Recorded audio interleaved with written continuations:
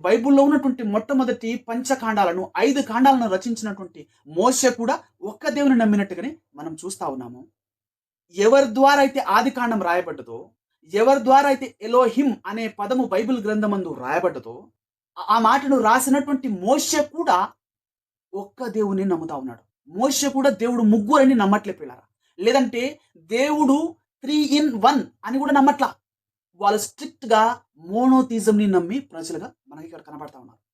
మోషే కూడా దేవుడు నేను ఉన్నవాడను, అనువాడనున్నాను పరిచయం చేసుకుంటాం. నిర్గమకాండము 3 అధ్యాయము 14 వచనంలో మనం ఇక్కడ చూసినట్లయితే దేవుడు మోషే కూడా ఏమని తనను తాను బయలుపరుచుకుంటున్నాడో ఇక్కడ చూడండి. అందుకు దేవుడు నేను ఉన్నవాడను, అనువాడనై ఉన్నానని మోషేతో చెప్పెను. మరియు ఆయన ఉండుననువాడు మీ వద్దకు నన్ను పంపినని నీవు ఇశ్రాయేలులతో చెప్పవలెను. ఎంత స్పష్టంగా దేవుడు ఇక్కడ మోషేతో మాట్లాడుతూ ఉన్నాడో. నేను సింగులర్ వర్డ్, ఏకవచనము. నేను ఉన్నవాడను, అనువాడను.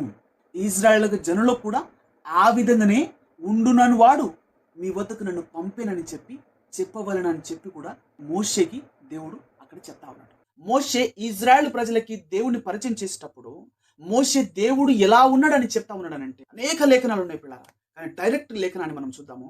అదేంటంటే ద్వితీయోపదేశ కాండము 6వ అధ్యాయము 4వ వచనము. అక్కడ మనకు ఎంత స్పష్టంగా రాయబడిందంటే షమా ఇజ్రాయెల్ అదోనాయి ఎలోహీను అదోనాయి యెహోవా అని రాయబడింది పిల్లరా. ఇంగ్లీష్లో ఇంత స్పష్టంగా ఉందంటే ఒకసారి చూడండి. Hear O Israel the Lord our God is one Lord. The Lord our God is one lord.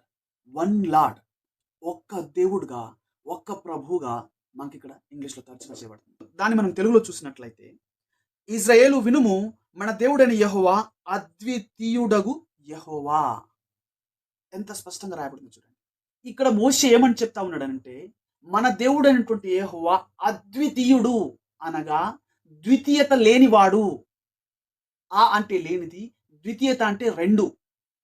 అద్వితీయుడు అని రాయబడింది. అద్వితీయుడు అంటే ద్వితీయత లేనివాడు, దేవుడు రెండుగా లేనివాడు.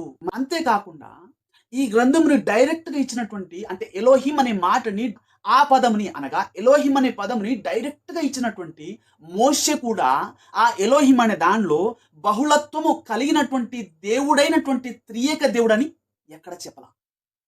వాళ్ళు ఎలోహిం అనే మాటను కూడా ఒక్క దేవుడు అనే మాటగానే తీసుకున్నట్టుగా, ఒక్క దేవుడు అనే మాటగానే నమ్మినట్లుగా మనకు బైబిల్ చెప్తా ఉంది.